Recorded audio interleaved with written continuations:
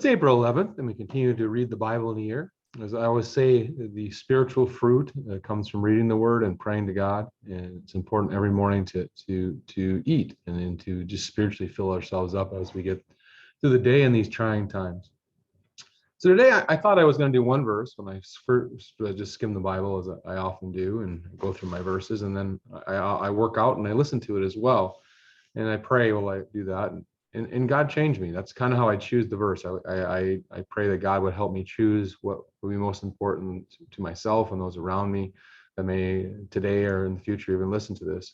And it completely changed what I thought I was going to do. I thought I was actually going to do the Proverbs 12, 27 to 28 to talk about the slothful and the diligent man, but that's not what God led me to. He led me to a different verse.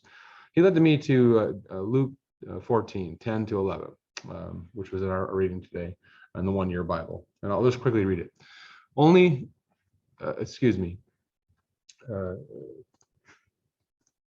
When thou art bidden, go and sit down in the lowest rooms, that when he that bade thee cometh, he may say unto thee, Friend, go up higher, and thou shalt have worship in the presence of them that meet there still.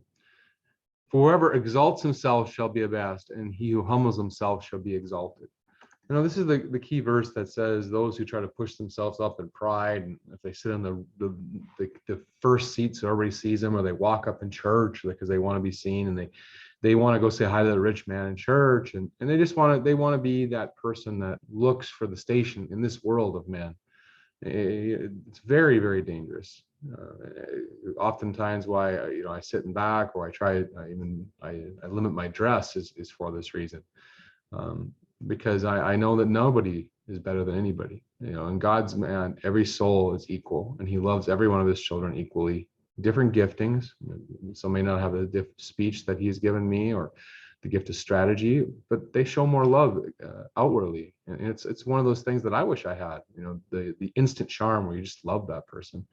We all have different giftings, and some have just a perfect peace. Some have the gifting of teach. But God's eyes were all the same, and so lifting us up is just a lie, and that's what it comes down to, really. God is truth, and anytime we pull from the truth, we walk away from him. To exalt ourselves pulls away from the truth. Obviously, we're all equal. There is no better. We all have sinned. Nobody is better, deserves to go to heaven. We all don't. Without Christ, we don't deserve to go to heaven, and so that's why we take the low places. We understand the humility of who we really are, that only through God's great grace and his perfect plan are we in unison with him. And I don't exalt myself. I don't think highly of myself above my fellow man. I respect the talents that God has given me, because that's truth.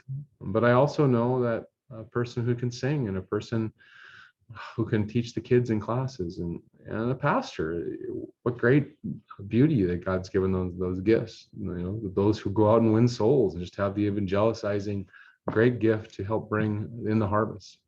So anyway, just be humble. Know God is first. That this world will try to make you feel like you should be first. And my prayer is always that may God's will be done instead of my own, which was really exampled after Christ in the Garden of Gethsemane, when he really didn't want to be crucified, because who would want to be crucified and separated from God? And he says, but your will, God, not my own. And he knew what pain spiritually and physically it would be, and yet he still took that path. So anyway, this is my Monday, April 11th, at least in this year, a Monday. And I just pray that you guys have a good week, and I pray for wisdom and truth for us all, and that we may be in his path. In Christ's name.